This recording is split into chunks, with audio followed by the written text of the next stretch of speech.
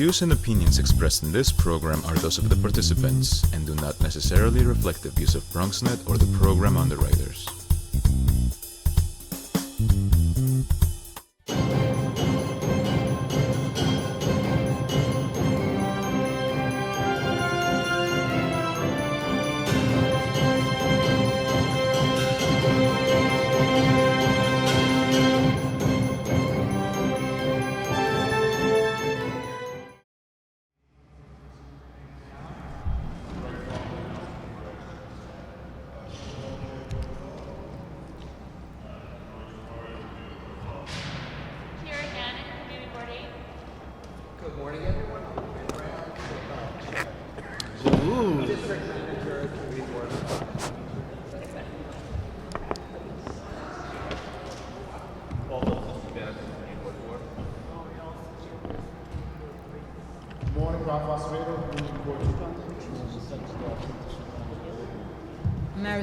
I'm the Director of Borough Operations for Borough President.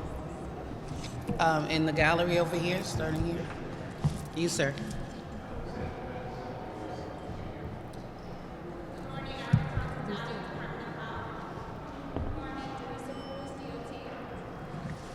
And over here, starting that in.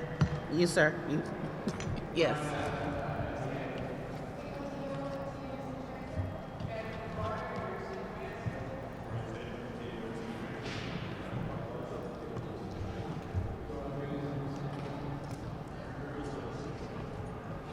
Okay. Well, the reason that there's so much transit folks are here with us. Who's driving the trains now? Okay. So let's just get started. Pursuant to Chapter 4, Section 85, and Chapter 69, Section 2706 of the New York City Charter, a joint meeting of the Bronx Borough Service Cabinet and Bronx Borough Board will take place here today, January 6, 2019, starting at 9:15 at 851 Grand Concourse here in the Grand Rotunda. We'll begin our agenda with a presentation from, basically an update on the Bronx Bus Redesign Network, a presentation. I'm really bad with names, so everybody knows that by now, right? Okay, so I'm gonna butcher some names, even though I just heard them. Dorian Statham, okay. Director of Bronx Bus Network Redesign Operations Planning, and Ryan Zaitlin, Senior Transportation Planner, Bronx Bus Network Redesign Operations Planning, and a friend to the Bronx for a very long time, Jacqueline Carter, Director of Government and Public Relations. I guess applause is required and necessary. Thank you so much. New York City Transit Authority. Thank you so much. Good morning, everyone, and thank you so much for inviting us back. No, I did not get a promotion. I'm still assistant director. Not yet.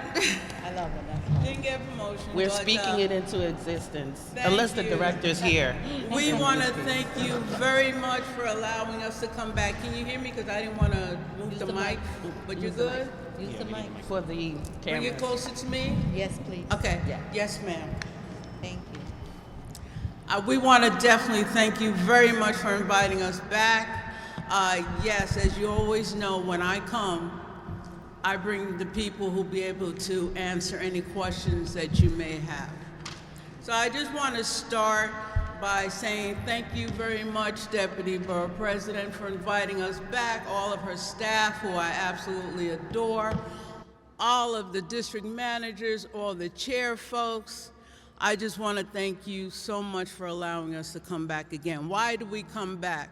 Because as many as you may know, back in September the 5th of last year, we actually came and we spoke to you about this Fast Forward Bronx Bus Network redesign. Everybody was like, what was that all about?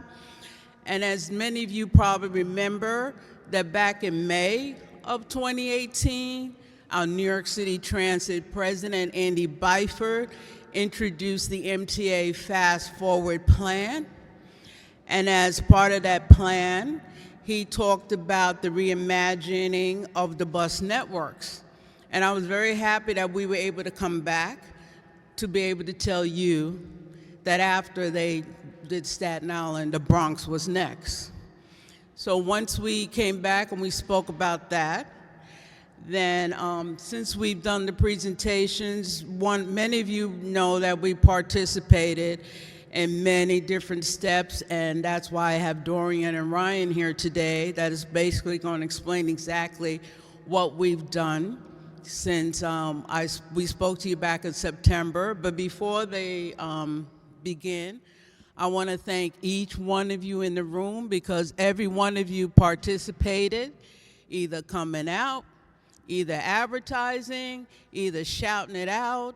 I just want you to know we truly appreciated what you did, because after all, this is your borough.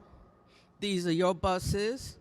These are your constituents, and the whole idea is that at the end of this journey, that I want all of you to be very proud of what you've done to help us do this. So before I turn it over to Dorian and also to Ryan, I'd like my team that I brought here today to reintroduce themselves again, starting with my colleague Kate.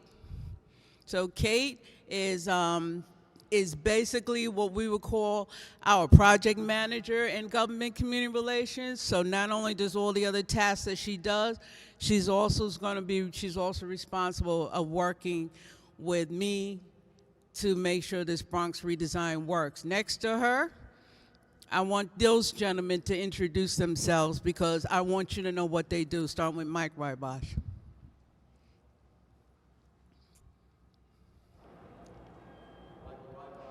Got to use the mic because they record this.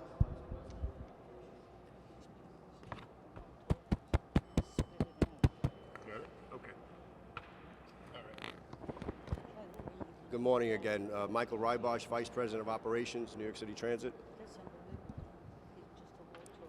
Joe?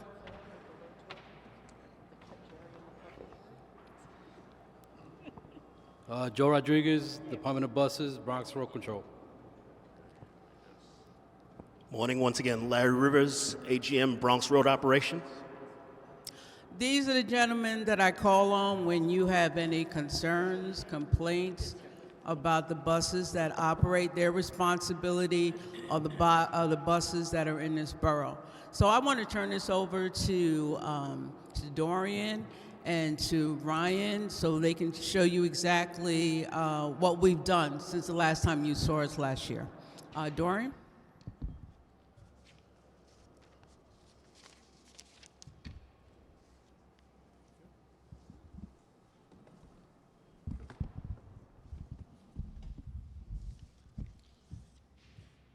Good morning.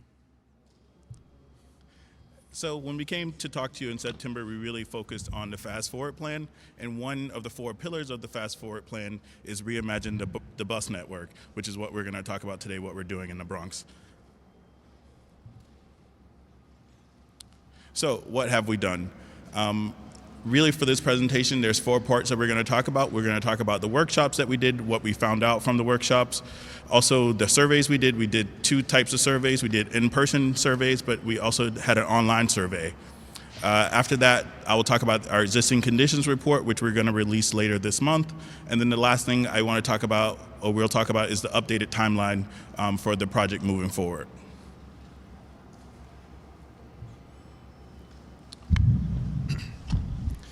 So as Dorian mentioned, we held 6 public workshops at various locations in the Bronx. In these workshops, we ran participants through several different exercises. We learned about their origins and destinations. We learned about common issues and travel challenges. We learned about their top priorities for improving bus service. And we also ran them through 3 trade-off exercises that required participants to make tough choices.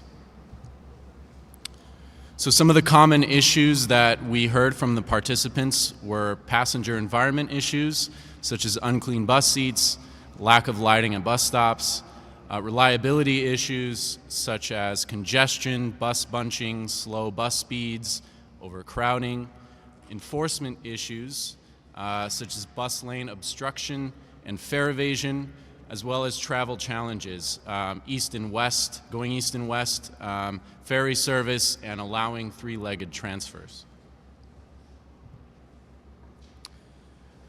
In the priorities exercise, we gave participants a long list of potential areas for improvement and asked them to choose their top 3 priorities. More frequent service came out as the top priority with 25%, and real-time information, bus priority, and bus stop amenities came in next. Lastly, we went through the 3 trade-off exercises. The first trade-off exercise asked participants how they would like to distribute a fleet of 20 buses for a new bus network. We gave them 2 options for a new bus network. These were coverage and frequency. Coverage is where you design a bus network that is spread out amongst many different bus routes, and you have potentially less service on these routes or lower frequency. The frequency network is where you concentrate bus service on high-frequency core routes. So as you can see, all of the 20 buses are concentrated on those 2 routes there in the purple. With that, the response was about 55% for a frequent network. The next trade-off exercise, we asked participants if they would prefer simple direct routes or complex indirect routes. Simple direct routes are it may require a longer walk, but potentially a shorter wait and faster trip, and you may have to transfer. Complex indirect routes may take you straight from door to door, but it might be a longer wait and a slower trip because the bus is traveling more ground and you have fewer buses on those routes. Kind of goes back to that coverage versus frequency that we talked about previously. The next exercise we ran them through was more stops versus fewer stops. On the left, you see more stops. This may require a shorter walk, but a potentially longer bus ride and less reliable service because the bus is stopping so often, in some cases every block. Fewer stops could mean a longer walk, but a shorter bus ride and more reliable service because the bus is not stopping so often. Spacing stops further apart is an easy way to make bus service quicker and more reliable. So now we'll move on to the surveys. Dorian will introduce those. So as I said before, we did 2 types of surveys. We did an in-person survey, which is considered an intercept survey, where we were on the street in 12 locations throughout the Bronx. We did weekdays and also weekends. There's a person standing with an iPad going up to random people asking questions about how they're using the network and how they want to change the network. So when we went to those 12 key locations in the Bronx, we got nearly 2,000 respondents for the survey. And then also we had an online survey going around the same time. That started in September, and then it went all the way through the end of December. And people could participate at the end of the workshops, but also anyone could go to the website. And I know you guys were a big part of getting the word out about that survey, so thank you for that. We had nearly 750 completed online surveys. So what we found out with travel within the Bronx, people use local bus service the most. Not surprising, I'm sure, for most people in this room. But travel outside the Bronx, people were using local bus to the subway most often. There were also a small number of respondents that we got that weren't using the bus network at all, and they said they would be open to using the system if improvements were made to bus priority, etc. Some other things we found out: why were people using the bus network? Most of the trips were for travel to and from work, but there were also some trips for shopping, for other things, and for personal and business errands. The most important element of bus travel to most people, no surprise, was arriving on time, getting to their destination quickly, and also knowing when their bus was coming. And a big part of knowing that, a lot of that information and knowing when your bus was coming is some of our trip planning tools. Respondents said most often they use Google Maps for that information, but they were starting to use our new My MTA app as well, and also MTA Bus Time, which has been around since 2014, which is really tells you when your bus is coming if you're not familiar with that app and website. And then the last thing we asked were why were certain trips considered difficult, and this goes back to the speed that we talked about before. Trips are taking too much time or they're too slow, but also we received responses that service is unreliable, there were too many transfers to get to your destination, and also we heard there was not enough service in some places. So this whole time we've been collecting data to come out with an existing conditions report. So what is an existing conditions report and why an existing conditions report? This existing conditions report examines current demographics, characteristics, and behaviors of the Bronx and its residents, as well as the characteristics and performance of our existing bus service in the Bronx. This information will help to inform the redesign of the Bronx bus network. The existing conditions report had two major components: the market analysis and the service analysis. The market analysis looked at existing demographics and characteristics of the Bronx and attempts to answer questions like who lives in the Bronx, where do Bronx residents work, how do Bronx residents commute, besides work or home, what are other key travel generators, how will population and employment change in the next 15 years. The service analysis looks at existing bus service delivered by New York City Transit and MTA Bus Company. This attempts to answer questions like how does current bus service support Bronx residents, workers, and visitors, and how does it perform in various industry standard metrics.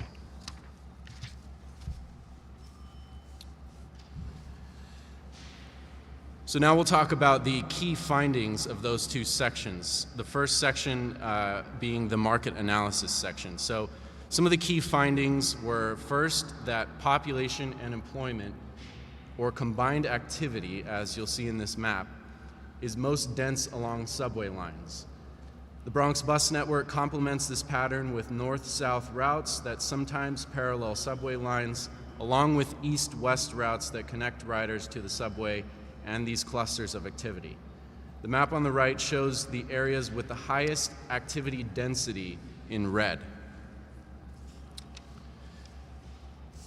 The next finding was that the South Bronx will experience significant growth in population and employment. Significant development projects are already underway that may require more frequent, higher capacity bus service. Next, we found that about 60% of Bronx residents commute by transit. According to the census, about 44% of Bronx residents identified rail as their primary means of transportation, while the remaining 16% identified bus as their primary means. Only about 23% of Bronx residents drive to work. Lastly, we found that there are a limited number of ADA accessible subway stations in the Bronx. Only 17 of 70 total stations in the Bronx are ADA accessible. Because the bus system is accessible, the network redesign could be particularly important for those customers whose transit options are currently more limited. Next, we'll move on to the key findings of the service analysis. First key finding is that roughly 96% of Bronx residents have access to some level of bus service. The map to the right shows a quarter-mile walking distance from all bus stops. That's the green layer that you see there. There are only a few gaps. Most of these gaps are parks, industrial uses, and cemeteries. The report will take this analysis even further and will show coverage of bus service at different times of the day. Next finding is that overall, Bronx bus service is very frequent for most of the day. During peak times, over half of all routes are operating at least every 8 minutes and several every 3 to 5 minutes. During the midday, 34 of the 46 local limited, and SBS routes, or 74% of them, operate at least every 15 minutes. Next, the Bronx has the most productive bus service in the city, carrying the most passengers per hour of service. This means that the bus service that is offered to the public is well utilized and few buses are running empty, especially in the peak times. Next, the most productive routes are simple and direct and serve high-density, high-activity areas. These are routes like the BX12 SBS, the BX19, and the BX27. Continuing some of the key service analysis findings, the next one was that the Bronx bus network is less reliable than the system average and has become less reliable since 2014. Buses in the Bronx are less evenly spaced apart and are more frequently off schedule when compared to buses system-wide. The map on the right displays bus speeds by color, with orange and red indicating the slowest segments. The red segments are operating at average speeds of 4 miles per hour or less. Next, the Bronx bus network has very close stop spacing. This is what we referred to earlier in the workshops. The spacing between many bus stops is less than 750 feet. Closely spaced stops lead to frequent stopping, less reliable service, and increased travel times. Lastly, most customers rely on multiple routes or subway lines to get around. As shown in the pie chart below, only about 26% of customers use a single bus route for their journey. Meanwhile, 39% of customers transfer to another bus route and 35% transfer to the subway. And so the last thing we want to talk about is the updated project timeline. As you see now, right now we're in February, where we're going to release an existing conditions report that's going to come out later this month. And Jackie will be contacting everyone about access, but it will be on our website, and we will let you know when it goes up. After that, we will be doing some outreach related to the existing conditions report, and Jackie's going to talk about that. But then the next deliverable after that would be we're going to release a draft plan, and that's supposed to come out in May of this year. And then after the draft plan, we have 3 months of review to edit, to change, take your comments. We'll come out to talk to you again, get your feedback, and then that will inform a final plan, which we will release in September. This current timeline is already up on our website if you want it for reference or just for your constituents. And then at that point, I'm going to turn it back over to Jackie. Thank you. Show them the last slide. Is it done? Yes, please. Thank you very much. My guys did well. Before we take questions, I just have a couple of more things I'd like to share with all of you. This was a lot, and I know it was a lot. I saw a couple of smiles because I know you recognize in the picture that we used some of your suggestions. That's why I said this is not just our redesign, this is all of your redesign. You heard that the gentlemen were talking about the existing condition report. I'd like to personally invite us to come visit your transportation committee, your municipal service committees, so we can talk a little bit more about that existing condition report. So if you would like for us to come to your municipal service committee, your transportation committees, I would like for you to send me an email. We're trying to go visit most of you either the end of this month or in March. So if you would like for us to come to your committees, let's get into more detail of what this existing condition report is, and any other questions and concerns that you may have, you send me an email. Let me know when they meet. That's why you notice a lot of you, I called and asked when exactly your committees meet. Send me an email. We want to come out and talk about this existing condition report and anything else about this bus redesign. I also want to recognize the DOT, Bronx Deputy Borough Commissioner is in the audience, and I want to personally thank him, his office, and DOT, because as we said before about this design, we can't do this by ourselves. The DOT has been partnering with us. We're going to continue to partner with them, and we want to thank you very much, and we appreciate all the support. They were at all the workshops. They've been at all the meetings that we've had. And we want to personally thank the Deputy Borough Commissioner and to please take it back to the Borough Commissioner. We want to thank you very much. Any questions? I'm sure we have a lot of questions. Some folks may need to get their thoughts together, but I just have a question regarding the presentation. I'm sure there's something that I missed, but I heard that the Bronx was the best in the city in terms of something, and then in the next slide it said it's the least reliable on the second side. So obviously that sounded like a contradiction, but I must have missed something in between.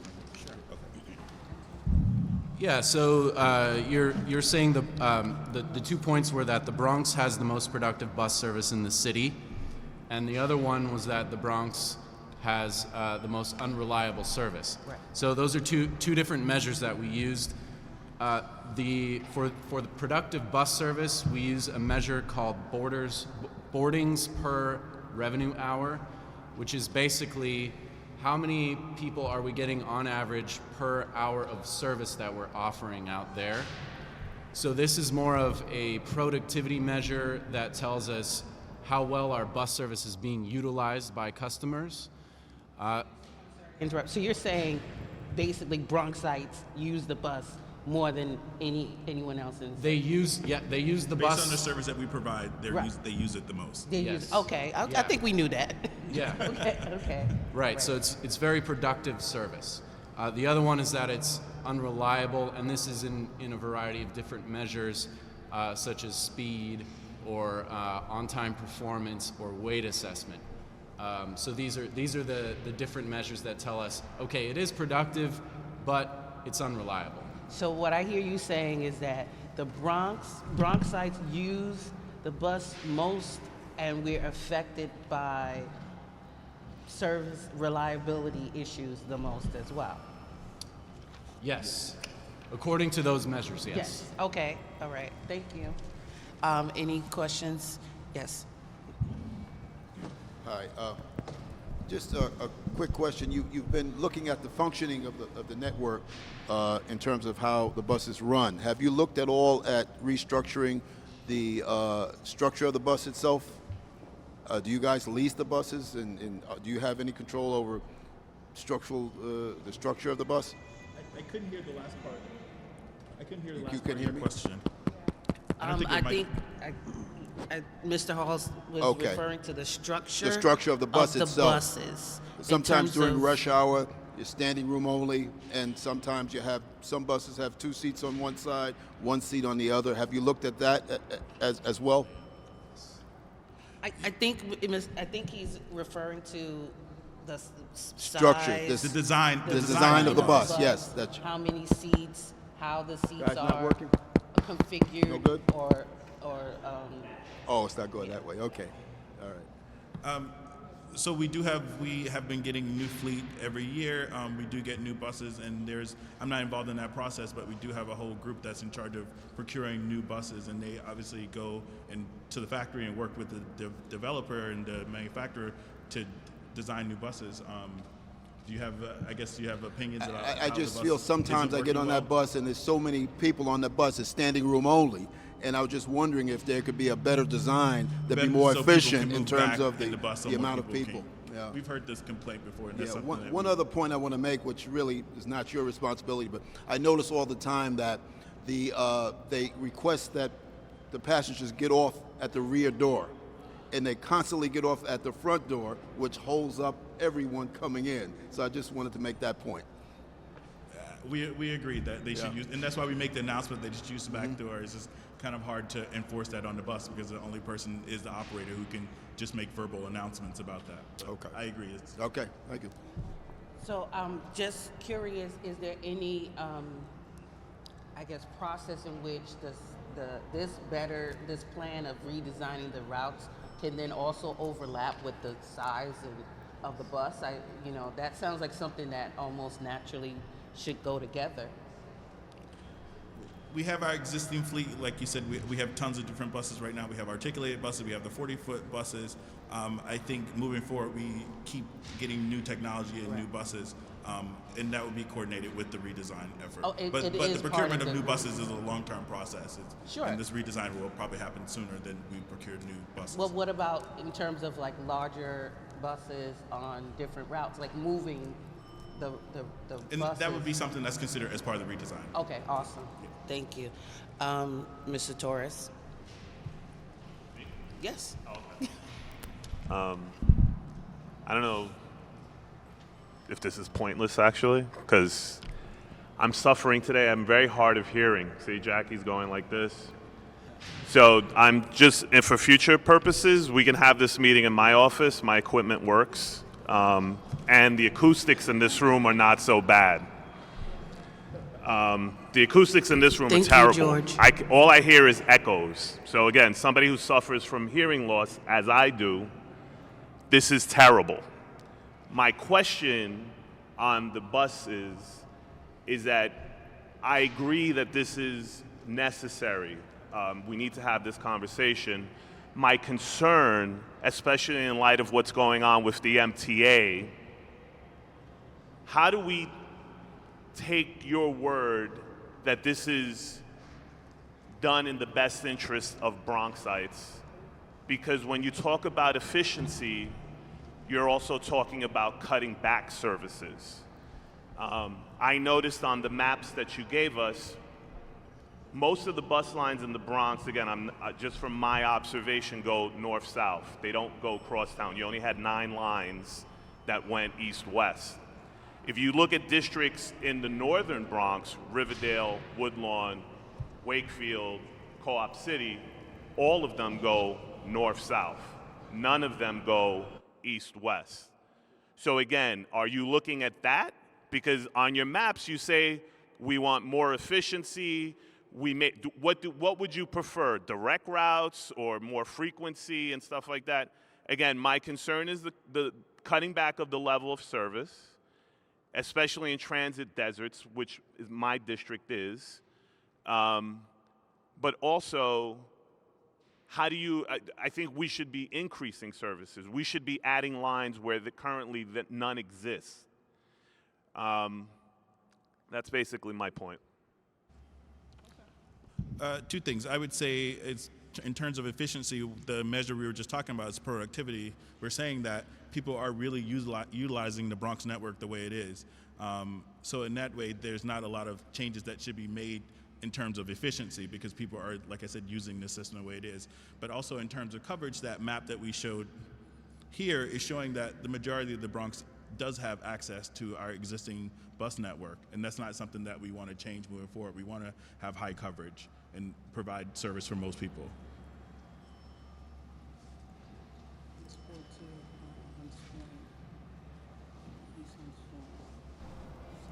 And then Mr. Lofton, and then Mr. Brown. Thank you, Madam Deputy. I want to piggyback off of what George is saying regarding the survey. Can you go in a bit more details? You said you had 12 locations, and it looks like it was under 3,000 people that participated in it. When was the survey done? How long were they done? Is under 3, like how many people actually in those 12 locations and overall in the borough, how many people do utilize the bus? And is that under 3,000 number, is that a sufficient sample size to work with? Because you're basing all of your evidence and information just on under 3,000 surveys.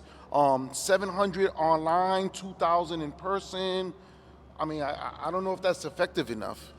No, so The amount of people who responded to the survey is considered statistically significant, but I think that's just one piece of the puzzle. We talked to people we got the survey results, we did the workshops, but that's why we also want to come out to community boards to get additional input.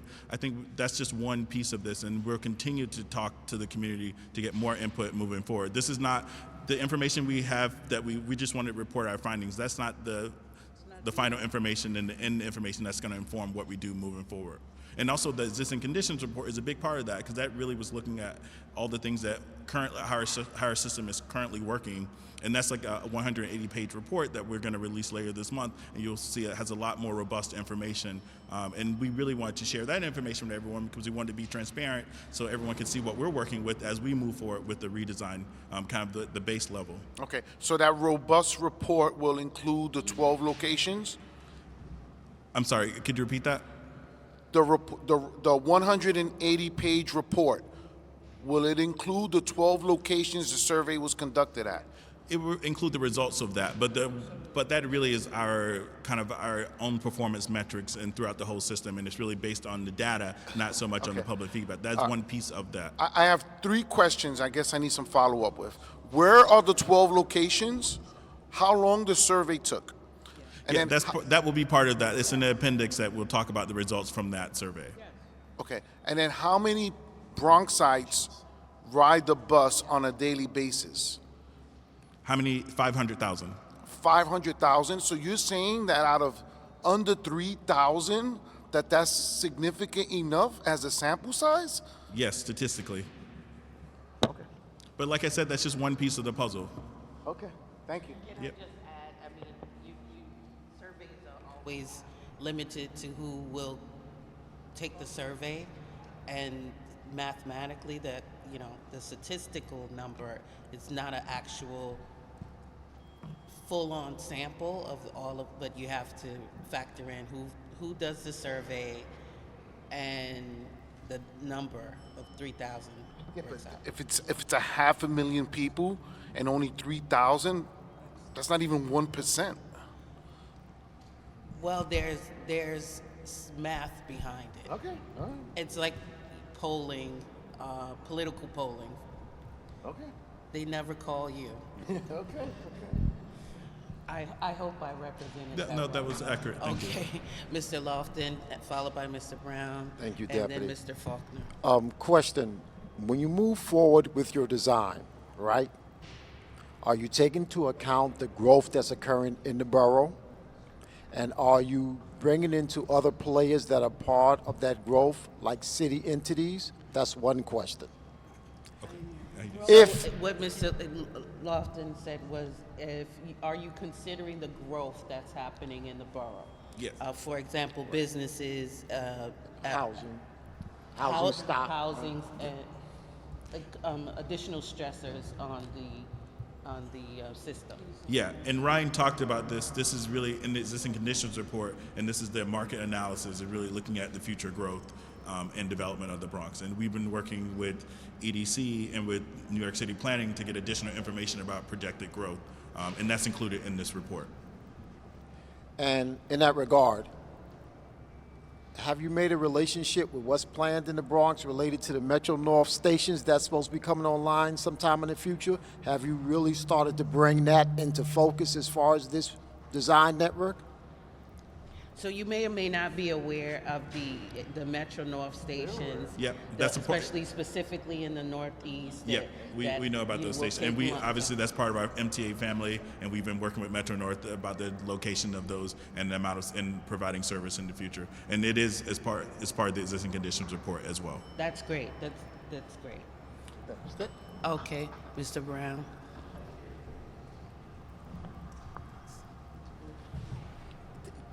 To piggyback of what Mr. Lofton was asking, in terms of projections of future stress on the system, to what extent will you project stress added to the system as a result of the increasing rollout of fare fares? And has that stress been accounted on a per line basis? We didn't hear most of it. Oh. We didn't hear most of it. Like you said, the excuse is very bad. But as you know, the Fair Fair is a city initiative, so that's something we really can't speak about. But can you give me the rest of your question, please? Well, what I'm saying is that even though Fair, yes, will be conducted through the city, it's still going to add additional riders to the buses. So to what extent has that projected increase or expected increase been accommodated in your projections of future usages? So assuming that fares will increase ridership, Yeah, so especially in this very productive borough that we already have, Yes. have you factored that in? Yes, and also I should say that outside of the process of the redesign, 4 times a year we evaluate ridership on our buses and adjust service accordingly. So that would fall under that as well. So periodically we do check the amount of riders and adjust service, and that will happen continually, and that's not something that is going to stop because of the redesign. Mr. Faulkner, Mr. Phelps, and Mr. D'Angelo. I think you already answered, but I just wanted to ask if you made note of the rezoning that took place on Jerome Avenue and what that's going to mean in terms of, because I know you referenced significant growth in the South Bronx, but also I was wondering if you took that into account as you're planning service in that particular area.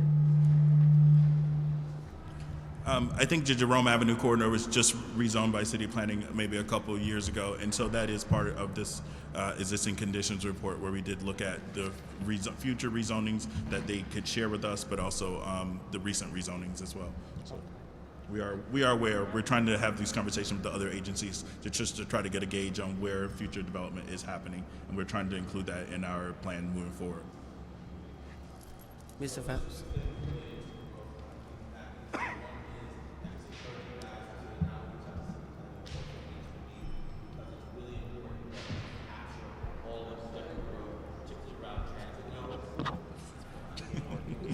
Works. I could scream, Apparently but only my mic needs to work. special mic. And then the other thing is just related to the subways. The buses are really critical because, as we know, there's not going to be any increased service on the 4 line, but people keep moving here and they're moving along the 4 line. So the buses are really critical to growth in the borough. So I just encourage you guys to really take that into account, particularly when we're looking at lines that are heavily utilized that are along the 4 line in particular. I guess that was more of a comment than a question. Okay. Who was next? Mr. D'Angelo. Apologies. Sorry. Speed and reliability seem to be one of the concerns most riders have. Is the city's plan of road dieting, how does that enhance bus traffic, especially when you're putting in bike lanes and you're cutting the lanes to 2 instead of 4? I'm sorry. I didn't hear that. I didn't hear that either. Road dieting. Road dieting. You know when they narrow the road? Oh, road dieting. Yeah, the city's plan to road diet, I've seen it in certain areas where it seems to slow bus traffic because now you're talking about 1 lane instead of 2. So as Jackie made reference to earlier, we've been working really well with DOT to determine where the buses are going to operate, where they operate now, but also where they are going to operate in the future, and to identify bus priority elements to help speed up the bus. That's a big commitment from DOT and from us as well to really get the buses moving faster. One thing we did find out that the buses in the Bronx are significantly slower, the second slowest after Manhattan, which we were surprised to find out. But so there's a lot to be done in terms of bus priority and moving the bus forward, and that is a big part of this redesign effort. Have your studies shown that it does slow the bus traffic? Or have you done that study? The studies have shown that it's slower than traffic. Have the study showed that the road diet slowed traffic? I haven't seen the results of a study like that. We haven't personally conducted one, but we do have the map that we talked about earlier where we are looking at what the current speeds are, and we have data on speeds back to 2014, so we can see what's happened between 2014 and now in terms of speed. And they have gotten slower. Mr. Acevedo. My question, I guess, is more, it's borough related, but more citywide. As far as securing the buses. Recently in my district, about 2 months ago, I had a bus that was taken for like a joyride for a couple of hours, and it went unnoticed. And it had a GPS tracking system, and it was determined the bus went to a whole different borough. And I'm just curious what's being done moving forward. So I know that we're trying to improve the effectiveness of buses, but we've had issues with this particular bus, like a dispatch bus, where it's being parked at because of traffic congestion. So the bus is being, I'm just curious, how can someone just get on a bus and take it for a couple of hours and then it goes unnoticed? Good morning. I'm going to have Mr. Rivers answer that question. Yeah, we're aware of the situation. Safeguards are being implemented and put in place now where they won't be able to physically get on a bus without having some mechanism to actually start the bus. And there's future designs where the operators themselves will have to put in a PIN code to actually start the bus up. We're working closely with NYPD now in securing our facilities, and we have our own property protection actually engaged in locking down each depot. As far as on the field, we've had our bus operators, we're talking to them and engaging them in securing their own buses, making sure they lock it down. Locations similar to yours, we actually have mechanisms that the operators carry to actually secure the bus if they're going to be away from the bus for a significant amount of time. Thank you. Mr. Lofton. Hi. Related to service volume, how many passengers does an articulated bus carry? How many passengers does an articulated bus carry? 62 seated and 100 standing. Okay. How many articulated buses do we have in the Bronx? I don't have that number available, but we can get back to you with it. That goes back to what Mr. Hall said as far as the type of service line and buses that we have here. Now, if we have, with your last introduction of new buses, there were short buses. There were not that many articulated buses on the roads here in the Bronx. Is there a reason why that is the case? Mr. Rivers said there's about over 300 Artics currently, and as I know I've said it a few times, that our buses, it's the depots that determine a lot of times where these articulated buses come out, and if I'm wrong, somebody shake their head and tell me I'm wrong. But due to the fact that with this study, we really want to try to make sure that we have more articulated buses coming in.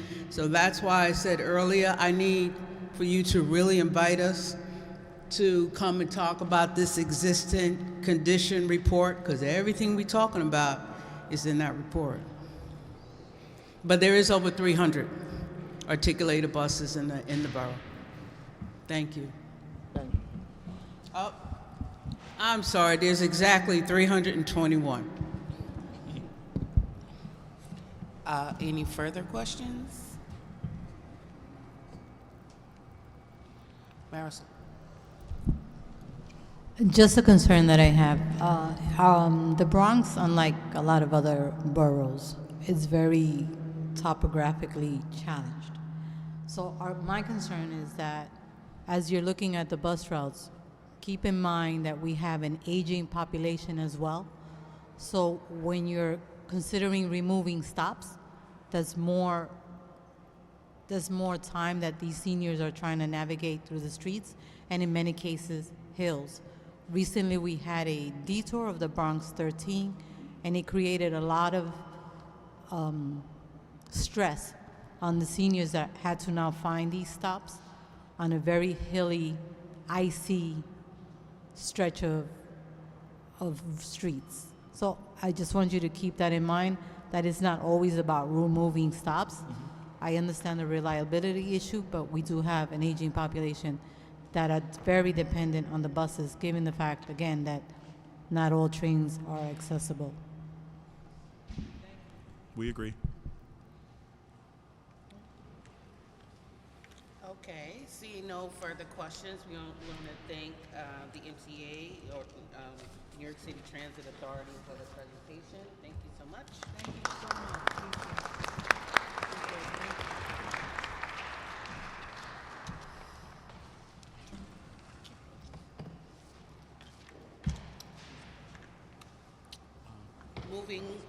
moving right along to our second presentation today.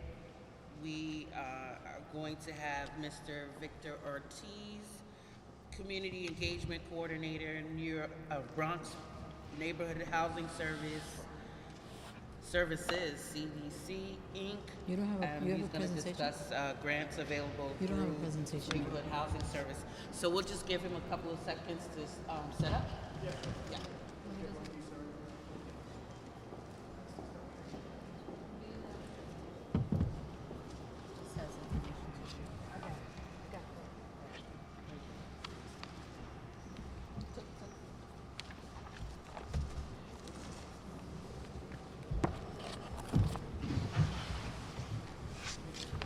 Thank you very much for this opportunity to come and speak to district leaders and managers. My name is Victor Ortiz from NHS, and we're Neighborhood Housing Services. We help families, first-time homeowners get up to a $42,000 grant, and we're reaching out to the district managers and all the political assemblymen and senators to help us out to bring this program to the community. And we also have a free tax program where last year we serviced about 1,000 people to do their taxes. But today, the most important thing that I would like to present you guys is that we have about a $25,000 grant for veterans. These are veterans who have been suffering from post-war issues that may need help in rebuilding and restructuring their house, their building, to make it like wheelchair accessible, or if they need to rebuild their bathrooms or their environment in order to make life a little bit easier. We currently have about $150,000 that we desperately need to spend. We're looking for veterans that can come and participate in our program and use this money to improve their life. NHS has been in the city for 42 years. We service first-time homeowners, like I said in the beginning. I was a participant 8 years ago. I got 6% down payment for my house, and I'm on my 8th year, my final year of the grant, which I don't have to pay back. And most of our constituents, even our staff people, may want to benefit from this program to become a homeowner. And I'm here to reach out to you guys, especially the district managers. You guys are the bloodline of the community, the center point of the community, to let you guys know that we're here. We're in 1447 Gun Hill Road. We need you guys to let the community know that NHS is here to help the constituents, people that want to become homeowners, veterans that want to improve their lifestyle, and even people who need financial help restructuring their loans and mortgages. So we do everything A to Z. So reaching out to you guys again, we desperately need about maybe 10 veterans. So if you know a veteran in your community that needs help, please send them to NHS so that we can improve their life in their home. So thank you very much. I appreciate the time and the energy, and I hope to work with your community boards to make this happen. Thank you very much. Any questions? Mr. Acevedo. Yes, sir. Thank you. Quickly, is the services for New York City residents? Is it New York State residents? Who qualifies for this? The services are for New York City residents. Okay. So if you're a community member from the Bronx, but if you want to move to Staten Island or Brooklyn or Queens, you can use our grant any of the 5 boroughs. You can't use it outside like Westchester County or Long Island. The grant is for New York City itself, and it's for all residents of New York City. It doesn't matter where you're from. Okay. We are based here, and we would like to service the constituents here in New York, in the Bronx, because we want to keep the people in the Bronx here in the Bronx. Okay. Thank you. Thank you, Madam. Any other? Yes, sir.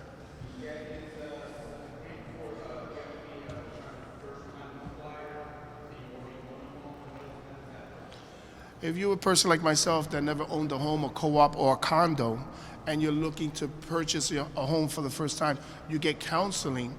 And it's very important to understand the A to Z of owning a house, a co-op, or a condo. Some people get into a co-op and a condo doesn't understand that there are maintenance fees attached to it that could be of the thousands of dollars. And so you need to be very well educated in the process of becoming a homeowner or a condo or a co-op, and understand the ins and outs and all the pitfalls that can happen to a particular person when you're purchasing a house in New York City. We want to make sure that the people of the Bronx understand everything and get a certificate that they understand what it is to be a homeowner, which is very important. Any other questions? Yes, sir. Mr. Hall. Is there an age limit on applying for the grant? Can senior citizens also apply? Because I know mortgages are usually 20 years, 25 years. So I'm wondering, do you have an age limit? Is there a cutoff? There's absolutely no age limit. We don't discriminate. We're a non-for-profit. We're here to serve the community 100% and to, keep the Bronx moving forward the way it is and keep our people here. Mr. Lofton. Thank you, Deputy.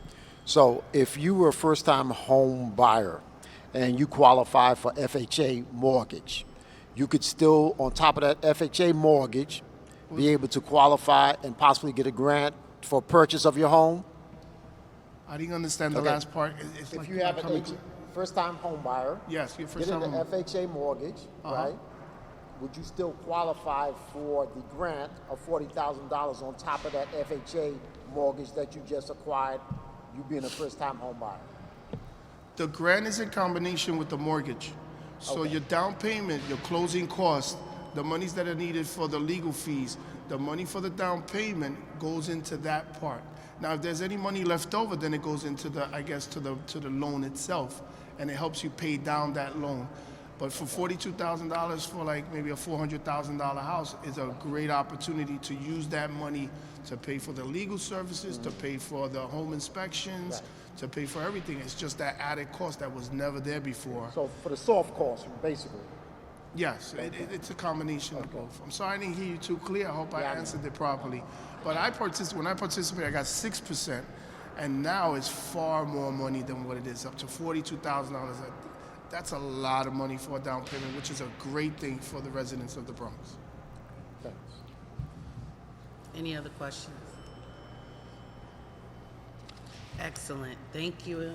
Thank you very much. I appreciate you, and send your people over. We're here to do free taxes. Thank you very much, and God bless you. Have a great day. You too.